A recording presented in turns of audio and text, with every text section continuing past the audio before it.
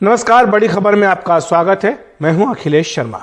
केंद्रीय गृह मंत्री अमित शाह ने आज फिक्की के 49वें सालाना बैठक में कहा कि हो सकता है कि हमारे कुछ फैसले गलत रहे हों, लेकिन हमारी नीयत कभी गलत नहीं रही। अमित शाह ने कहा कि 7 साल में हमारी सरकार पर कभी भ्रष्टाचार का आरोप नहीं लगा, क्योंकि सरकार की नीयत हमेशा सही रही। साथ ही उन्होंने कहा कि हमारे आलोचक भी इस बात से सहमत होंगे कि पिछले 7 वर्षों में देश में काफी कुछ बदला है। सरकार के क्रिटिक लोगों को भी यह स्वीकार करना पड़ेगा कि 7 साल में बहुत परिवर्तन आया है। कम से कम इस सरकार पर कोई भी करप्शन का आरोप नहीं लगा है। हो सकता है फैसला गलत हो, कई बार लिए जाते हैं, सैकड़ों फैसले लेते हैं, कोई फैसला गलत भी हो, मगर नीयत गलत है ऐसा कोई नहीं कह सकता। फैसला लेने का कारण गलत था, बुनियाद गलत थी, हमारी नीयत गलत थी, ऐसा कोई नहीं। बात करते हैं पंजाब की, जहां आखिरकार कैप्टन अमरिंदर सिंह की पार्टी और बीजेपी के बीच गठबंधन हो गया है। बीजेपी नेता केंद्रीय मंत्री गजेंद्र सिंह शेखावत और कैप्टन अमरिंदर सिंह की मुलाकात में इस गठबंधन पर मुहर लगी।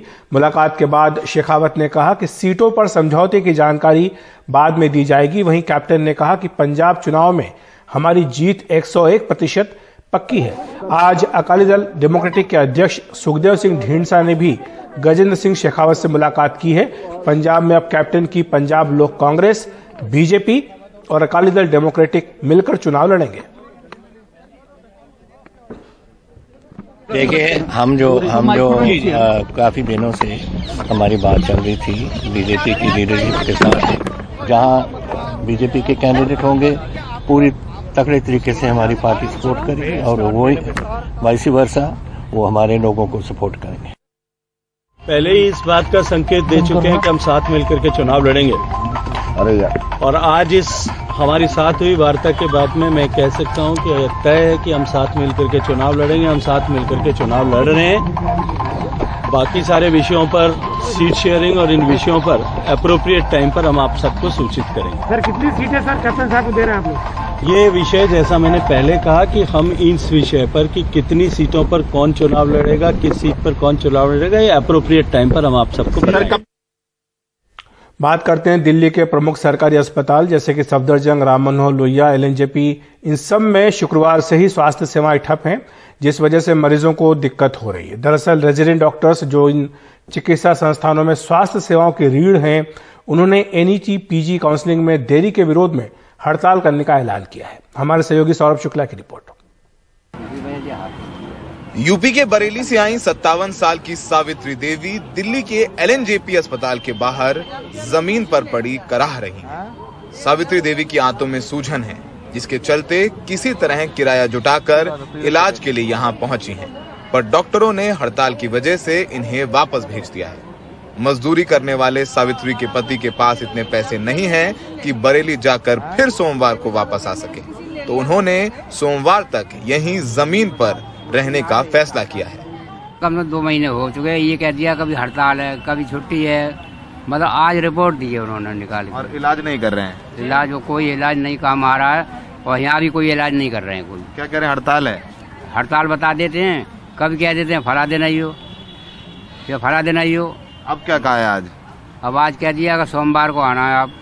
सोमवार तो मैंने कहा हड़ताल बता रहे हैं, सोमवार फिर भी बुला रहे हैं, बोले सोमवार में आ जाना। सोमवार में क्या दिक्कत है इन्हें? हाथ में बहुत सूजन है और इनके आंचल का जो है देसी डॉक्टरों ने ना गांव के कट लगा दिया है, तो उससे बीमारी और बढ़ गई है। यही हाल केंद्र सरकार के सफदरजंग अस्पताल का है। रेणु देवी के 4 महीने के बच्चे को निमोनिया है, जिसे वो यहाँ दिखाने आई थी, लेकिन हड़ताल के चलते डॉक्टरों ने देखने से मना कर दिया। थोड़ा घर की वजह से थोड़ा लेट हो गए आने में, गाड़ी वाड़ी के चक्कर में, तो यहाँ पे डॉक्टर ने मोहर लगाने से मना कर दिया। बोल रहे हैं नहीं करेंगे आज? नहीं कह रहे, अब सुबह आना 8:30 बजे से 10:30 बजे तक। दिल्ली के ज्यादातर अस्पतालों का कहना है कि उनकी कोशिश है कि गंभीर मरीजों को इलाज मिल सके। We made arrangements, senior faculty और जितने भी डिपार्टमेंट्स हैं उन्होंने अपने अपने रोस्टर्स हमें प्रोवाइड किए हुए हैं। At least emergency services should not suffer, हमारा यही एम रहता है। ओपीडी भी चली है हमारे यहाँ, ओपीडी में भी पेशेंट्स देखे गए हैं, बट मेन प्रॉब्लम आती है इमरजेंसी पेशेंट की, जो बाहर से हमारे यहाँ कई उम्मीदों से आ रहे हैं। कई लोगों को पता भी नहीं है, जो काफी अनएजुकेटेड लोग हैं या बाहर के यूपी के पेशेंट्स हैं, उनको पता नहीं कि यहाँ स्ट्राइक चल रही है। डेफिनेटली मरीजों को प्रॉब्लम तो हो रही है। हम कोशिश यही कर रहे हैं कि सारे पेशेंट हम देख लें, बट हर आदमी को इस वक्त सेटिस्फाई करना थोड़ा डिफिकल्ट है। जिन डॉक्टरों को मरीजों का इलाज करना चाहिए था, वो बैनर लेकर प्रदर्शन करने को मजबूर हैं। डॉक्टरों का कहना है कि नीट पीजी की काउंसलिंग में हो रही देरी के चलते देश के सभी डॉक्टरों के ऊपर काम का बोझ बढ़ता जा रहा है। आप समझिए कि डॉक्टर्स भी इंसान है। आप हमारे जो एक डॉक्टर है एक ड्यूटी में 36 से 38 घंटा काम करता है बिना सोए हुए, और महीने में अगर आप देख ले हफ्ते में 80 से 90 घंटे वो काम करता है। और ये लगातार जब से कोविड आया है तब से नॉन स्टॉप वो काम करते ही जा रहे हैं। बिल्कुल थक चुके हैं वो। तो मैन पावर की कमी है, हम पेशेंट केयर के लिए ही कर रहे हैं। हमारी जब मीटिंग हुई थी माननीय मंत्री जी से, तो उन्होंने कहा था कि हम इसे मेंशन कोर्ट में मेंशन करके अर्ली हियरिंग करा लेंगे, लेकिन हाँ अर्ली हियरिंग की बात हुई थी, बट उन्होंने अभी तक कुछ किया नहीं। दरअसल नीट पीजी काउंसलिंग का पूरा मामला अभी सुप्रीम कोर्ट में विचाराधीन है। कोर्ट में इस मामले की अगली सुनवाई आगामी 6 जनवरी को होनी है। आप सफदरजंग जाइए, एलएनजेपी जाइए, आरएमएल हॉस्पिटल जाइए, आपको ऐसे ही जमीन पर बैठे ये मरीज मिल जाएंगे। और ये मरीज वो मरीज हैं जो प्राइवेट अस्पताल में जाके इलाज नहीं कर सकते, मजदूर लोग हैं। डॉक्टर और सरकार के बीच चल रही खींचतान में नुकसान इनका हो रहा है। लॉकडाउन में वैसे भी काम मिला नहीं, गरीब थे और गरीब हो गए, और अब हालात ये हो गए हैं कि इलाज भी नहीं मिल पा रहा है। सरकार के सारे दावे आपको यहाँ पर फुटपाथ पर उनकी असलियत नजर आ जाएगी। सहयोगी सुशील राठी के साथ दिल्ली में सौरभ शुक्ला, एनडीटीवी इंडिया।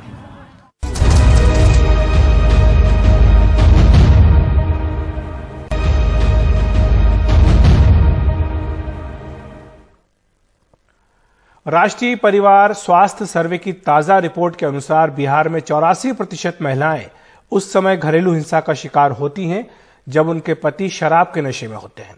इस रिपोर्ट ने जहां एक और शराबबंदी की विफलता पर एक अन्य मोहर लगा दी, तो वहीं मुख्यमंत्री नीतीश कुमार इसी मुद्दे पर 22 दिसंबर से पूरे राज्य का दौरा करेंगे। जब पिछले महीने विधानसभा परिसर में शराब की एक बोतल मिली तो उसकी जांच करने मुख्य सचिव और डीजीपी दोनों पहुंचे, लेकिन अब तक इस जांच में कुछ नहीं निकला। माननीय मुख्यमंत्री महोदय को लेकिन राज्य के मुख्यमंत्री नीतीश कुमार ने आज उत्तर बिहार के जयनगर में सिंचाई विभाग के कार्यक्रम में अपनी अगली मुहिम का खुलासा किया। शराबबंदी भी लागू कर दिया, बीच में गड़बड़ करता है। याद रखिएगा, आप लोगों के कहने पर सब कुछ हुआ है, भूलिएगा कभी मत। और इसलिए फिर हम अभियान चलाने वाले हैं। इसी महीने 22 तारीख से अभियान हम चलाने वाले हैं। हर जगह पर हम जाएंगे, हर कमिश्नरी में। जिला अंतर्गत नीतीश इस मुद्दे पर अपनी पीठ थपथपा रहे हैं। उधर 6 जिलों में जहरीली शराब से 70 से अधिक लोगों की मौत को लेकर पीयूसीएल की एक रिपोर्ट में कहा गया है कि शराब की खरीद बिक्री में महिलाओं की भी भागीदारी होती है। शराब बनाने से लेके सप्लायर और बेचने वाले, उसमें सारे के सारे डोमिनेंट कास्ट है। तो सब महिलाएं हैं, बहनें हैं, सबसे हम आग्रह करेंगे इस चीज को भूलिएगा मत। और कहीं अगल बगल में कोई दारू पीता है, इधर उधर कर रहा है, तमाम लोगों से हाथ जोड़ करके प्रार्थना करेंगे। अब बड़ी संख्या में आप हैं, अब आपकी ताकत बहुत बढ़ गई है, अब महिलाओं का अधिकार बहुत बढ़ गया है। जरा कृपा करके चक्कर लगाने लगिए, जुलूस निकालने लगिए कि यहाँ दारू पी रहा है, यहाँ दारू का धंधा कर रहा है। जब आप कुछ करने लगिएगा तो और असर पड़ेगा।